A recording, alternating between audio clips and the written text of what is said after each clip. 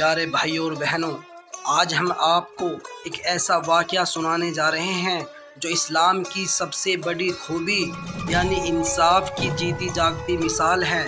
دنیا کا ہر انسان انصاف چاہتا ہے۔ اگر کسی کے ساتھ ظلم ہو تو اس کا دل چاہتا ہے کہ اسے حق ملے۔ اگر کسی کے ساتھ ناانصافی ہو تو اس کی چیخ آسمان تک جاتی ہے۔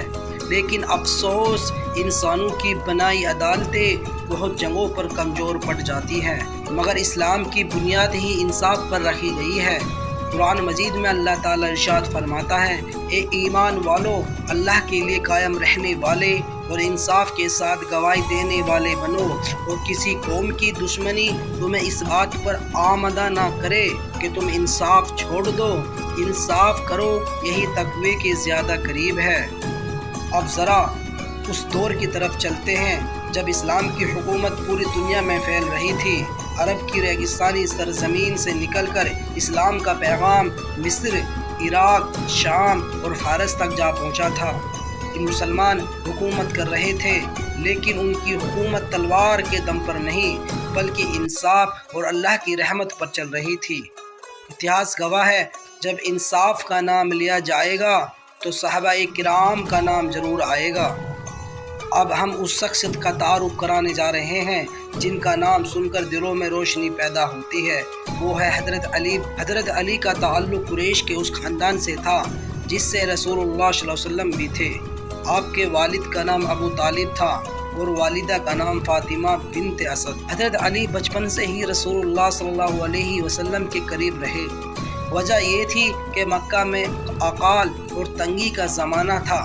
اس وقت رسول اللہ صلی اللہ علیہ وسلم نے اپنے چچا ابو طالب کے بچوں کی مدد کرنے کے لیے علی کو اپنی پرورش میں لے لیا، یعنی علی رضی اللہ تعالی عنہ بچپن سے ہی رسول اللہ صلی اللہ علیہ وسلم کے گھر میں پرورش پائی۔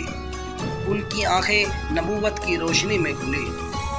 جب رسول اللہ صلی اللہ علیہ وسلم پر پہلی بار وحی نازل ہوئی اور آپ نے لوگوں کو اسلام کی طرف بلانا شروع کیا تو حضرت علی رضی اللہ تعالی عنہ اس وقت بہت چھوٹے تھے، صرف 10 سال کے، لیکن اسی کم عمری میں انہوں نے پورے یقین کے ساتھ اسلام قبول کر لیا۔ اتہاس گواہ ہے کہ وہ اسلام قبول کرنے والے پہلے نوجوان تھے۔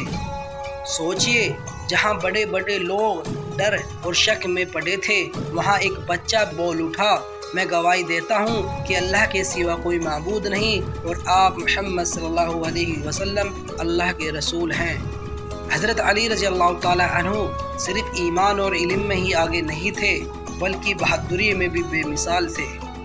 غزوہ بدر میں انہوں نے دشمنوں کے بڑے بڑے سرداروں کو مار گرایا۔ غزوہ احد میں جب مسلمان کمزور پڑ گئے تھے تب بھی علی رضی اللہ تعالی عنہ ڈٹے رہے۔ غزوہ خیبر میں قلعہ فتح کرنا مشکل ہو گیا تھا۔ اس وقت رسول اللہ صلی اللہ علیہ وسلم نے ارشاد فرمایا، کل میں یہ جھنڈا ایسے آدمی کو دوں گا جو اللہ اور اس کے رسول سے محبت کرتا ہے اور اللہ اور اس کا رسول بھی اس سے محبت کرتا ہے۔ اگلی صبح جھنڈا حضرت علی رضی اللہ تعالیٰ عنہ کو دے دیا گیا اور آپ نے خیبر کا قلعہ فتح کر لیا۔ اتہاس کہتا ہے کہ اس وقت آپ نے دروازہ اکھاڑ کر اسے ڈھال بنا لیا تھا۔ حضرت علی رضی اللہ تعالی عنہ صرف جنگ کے میدان کے ہی بہادر نہیں تھے بلکہ علم اور انصاف میں بھی سب سے آگے تھے۔ رسول اللہ صلی اللہ علیہ وسلم نے ان کے بارے میں فرمایا، میں علم کا شہر ہوں اور علی اس کا دروازہ ہے۔ حضرت علی رضی اللہ تعالی عنہ جب خلیفہ بنے تو ان کے فیصلوں میں انصاف کی جھلک صاف نظر آتی تھی۔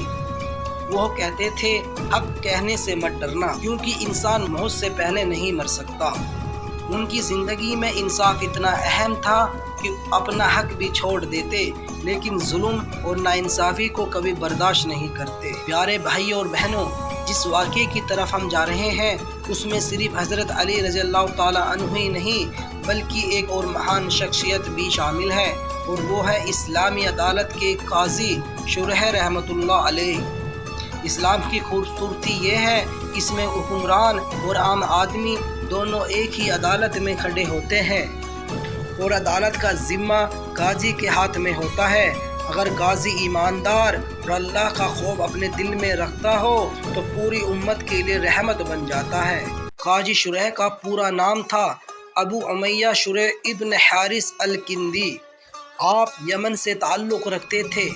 اسلام قبول کرنے کے بعد علم اور انصاف میں اتنی ترقی کی کہ حضرت عمر فاروق رضی اللہ تعالی عنہ نے آپ کو قاضی مقرر کیا۔ آپ نے کئی خلیفاؤں کے دور میں قاضی کی ذمہ داری نبھائی۔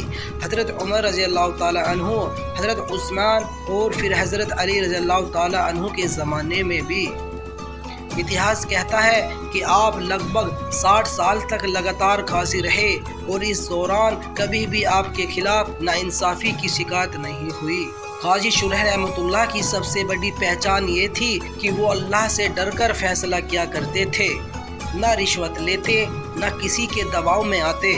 ان کا مشہور جملہ ہے، اگر حکمران عدالت میں آئے گا تو اس کا درجہ اور عام آدمی کا درجہ برابر ہوگا۔ انہوں نے کہا تھا، قاضی جب تک کتاب اللہ اور سنت کو پکڑ کر چلتا ہے تب تک وہ غلط نہیں ہو سکتا۔ ایسے ہی انصافی شخصیت کے سامنے ایک دن حضرت علی رضی اللہ تعالیٰ عنہ بھی پہنچے۔ خلیفہ وقت، مسلمانوں کے امیر، علم اور شجاعت میں بے مثال، لیکن جب معاملہ عدالت پر آیا تو وہ بھی اسی طرح کھڑے ہوئے جیسے ایک عام آدمی کھڑا ہوتا ہے۔ پیارے بھائی اور بہنوں، حضرت علی رضی اللہ تعالیٰ عنہ کے پاس ایک ڈھال تھی۔ یہ ڈھال کوئی سادھارن ڈھال نہیں تھی، یہ جنگوں میں ان کے کام آتی اور کئی بار ان کی بہادری کی گواہی دے چکی تھی۔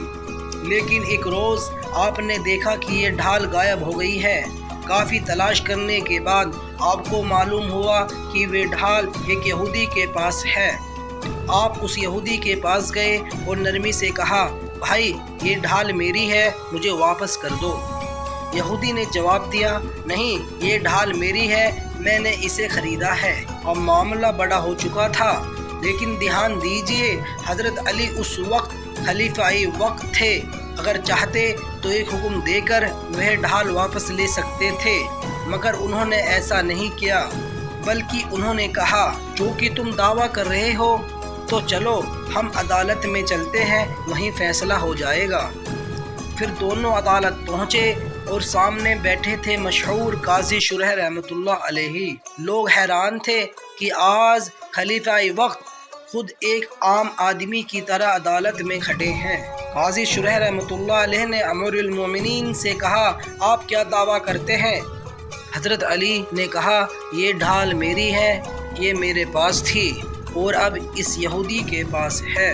قاضی نے کہا، کیا آپ کے پاس کوئی گواہ ہے جو ثابت کرے کہ یہ ڈھال آپ کی ہے؟ حضرت علی نے کہا، میں اپنے بیٹے اور اپنے غلام کو گواہ پیش کرتا ہوں۔ لیکن قاضی نے کہا، حضرت بیٹے کی گواہی باپ کے حق میں قبول نہیں کی جائے گی اور غلام کی گواہی مالک کے حق میں قبول نہیں کی جائے گی۔ عدالت میں سناٹا سا چھا گیا۔ لوگوں کو یقین نہیں ہو رہا تھا کہ خلیفہ وقت کا دعویٰ گواہ نہ ہونے کی وجہ سے نامنظور ہو گیا۔ پھر قاضی شریح نے اعلان کیا، میرے پاس آپ کے دعوے کو ثابت کرنے کے لیے پختہ گواہ نہیں ہے، اس لیے عدالت کا فیصلہ یہ ہے کہ یہ ڈھال اس یہودی کی ہی ہوگی۔ سوچئے، حضرت علی رضی اللہ تعالی عنہ جو خلیفہ تھے، جنہوں نے اتنے ملک فتح کیے تھے، وہی خلیفہ عدالت میں کھڑے ہیں اور عدالت کا فیصلہ ان کے خلاف ہو رہا ہے، لیکن انہوں نے سر جھکا کر کہا، میں عدالت کا فیصلہ مانتا ہوں۔ یہ نظارہ وہ یہودی بھی دیکھ رہا تھا، اس کی آنکھوں میں آنسو نکل پڑے۔ عدالت کا فیصلہ سننے کے بعد وہ یہودی بھی پوری طرح ہکا بکا رہ گیا۔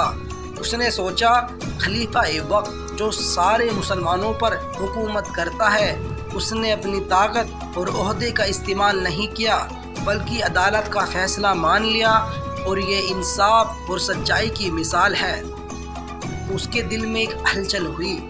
وہ سوچنے لگا کہ اللہ اور اس کے رسول کا یہ پیغام کتنا سچا اور مضبوط ہے۔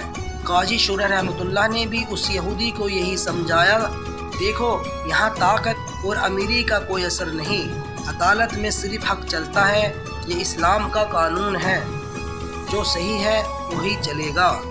یہودی نے کہا، اگر یہی اصلی دین ہے تو میں اسے اپناؤں گا۔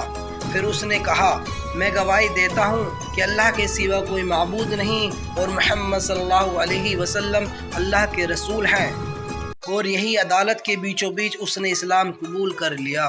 حضرت علی رضی اللہ تعالی عنہ نے کیول اپنی ڈھال نہیں واپس پائی بلکہ دلوں کو بھی جیت لیا۔ ان کی شخصیت میں خاصیت تھی طاقت کے باوجود انصاف پر اڑے رہنا، اپنے حق کو چھوڑنے کی طاقت رکھنا، لوگوں کے دلوں کو بدل دینے والی سادگی اور ایمانداری۔ یہی وجہ ہے کہ آج بھی ان کا نام سنتے ہی ہر مسلمان کے دل میں روشنی اور بھروسہ پیدا ہوتا ہے۔ بھائی اور بہنوں، اس قصے سے ہمیں بہت کچھ سیکھنے کو ملتا ہے۔ انصاف سے کبھی سمجھوتہ مت کرو، چاہے سامنے کوئی طاقتور ہی کیوں نہ ہو۔ سچائی، ایمانداری سے دل جیت سکتے ہیں۔ اللہ کی مدد ہمیشہ ان لوگوں کے ساتھ ہوتی ہے جو حق کے لیے کھڑے ہوتے ہیں۔ پیارے بھائیوں اور بہنوں، آج ہم نے دیکھا کہ کیسے حضرت علی اور قاضی نے انصاف کی سب سے بہترین مثال پیش کی۔ حضرت علی رضی اللہ تعالی عنہ خلیفہ وقت ہونے کے باوجود عدالت کے فیصلے کو مانا، اور قاضی رحمۃ اللہ علیہ نے سچائی کے ساتھ فیصلہ کیا، اور یہودی جس نے عدالت اور انصاف کے اصلی مزاج کو دیکھ کر اسلام قبول کیا۔ یہ قصہ ہمیں یہی سکھاتا ہے کہ انصاف میں طاقت، رشتہ اور امیری کا کوئی اثر نہیں ہوتا، کیول سچائی اور حق چلتا ہے۔ بھائی اور بہنوں، قرآن مجید میں اللہ تعالیٰ فرماتا ہے، اے ایمان والو، ہمیشہ انصاف کے ساتھ کھڑے رہو، چاہے اپنے ہی خلاف کیوں نہ ہو۔ آج کے معاشرے میں ہم دیکھتے ہیں کہ انصاف ہو ہی گیا ہے، لیکن ہمیں یاد رکھنا چاہیے کہ سچا انصاف اور ایمانداری ہمیشہ جیتتی ہے۔ تو آئیے اللہ تعالیٰ سے دعا کرے کہ اللہ تعالیٰ ہمیں حق کے لیے کھڑے ہونے کی طاقت دے، ہمیں جھوٹ اور ناانصافی سے دور رکھے، ہمارے دلوں میں انصاف اور سچائی کا نور ڈال دے۔